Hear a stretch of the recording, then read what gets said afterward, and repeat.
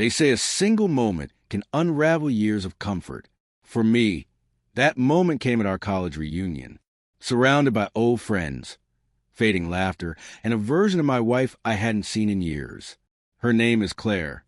10 years of marriage, 2 kids, a house that looked perfect from the outside, yet somewhere between school runs and late-night bills, we had become polite strangers. Still, I believe we were steady, if not exciting. That illusion shattered in a single sentence. It began innocently enough. Nostalgia filled the room. Stories of bad haircuts, lost crushes, the usual reminiscence. Someone asked Claire if she ever regretted marrying young. She smiled that playful smile she used when teasing me and said, "Sometimes I wonder what life would have been like if I'd waited, maybe married someone who still had hair." The group laughed. I didn't. I forced a smile, but inside, something sank. It wasn't a joke. It was a tone, the ease, the way her eyes didn't meet mine.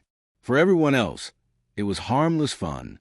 For me, it felt like truth hidden in humor, the kind that slips out when the mask drops. The laughter faded, but her words lingered. That night, I couldn't shake the feeling that something had quietly broken. Not loudly, but cleanly, like glass under gentle pressure. The drive home was quiet, unbearably quiet, the kind of silence that hums louder than any argument.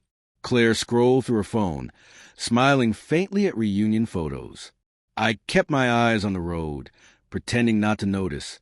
Each mile between us felt heavier than the last. When we pulled into the driveway, she said, "You're awfully quiet. Don't tell me you're still sulking about that joke." I forced a laugh. It sounded hollow, not like my own voice. She shrugged, grabbed her purse, and went inside. The door clicked shut before I could find words that didn't feel small. That night, as she slept beside me, I lay awake staring at the ceiling, listening to her steady, distant breathing. The truth wasn't in her joke. It was in the ease with which she told it, the comfort in letting others laugh at something that once meant everything to us. In the days that followed, nothing exploded. Things just thinned. Conversations shortened. Touches felt rehearsed. The space between us wasn't filled with anger, but with something worse, indifference. I started noticing what I'd ignored for years. How often her phone lit up with messages from a coworker named Ryan. The quickness of her smile when it did. The length of her replies. I didn't accuse her. I didn't ask. Maybe I feared the answer I already knew. Maybe I thought silence would fix it. It never did. A week later, she came home late, hair slightly tousled, perfume stronger than usual. She smiled faintly when she saw me on the couch, still awake. "You didn't have to wait up," she said. "I didn't," I replied. "Just couldn't sleep." The room went still. I thought she might speak, explain, lie, anything, but she just nodded and walked to the bedroom.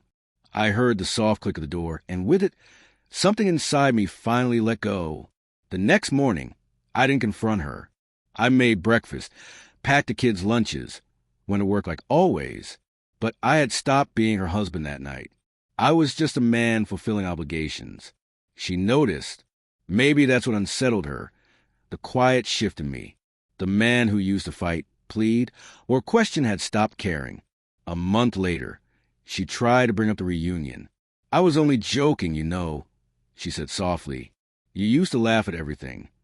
I looked at her, really looked, and realized how far we had drifted.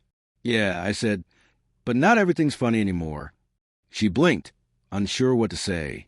That was the moment she understood. The joke wasn't the start of our end. It was his confession. Now, when people ask what happened, I don't talk about the reunion, the coworker, or the silence that followed. I simply say, sometimes love doesn't end in fire. Sometimes it fades with laughter that one person stops sharing. And once it's gone, no amount of just joking can ever bring it back.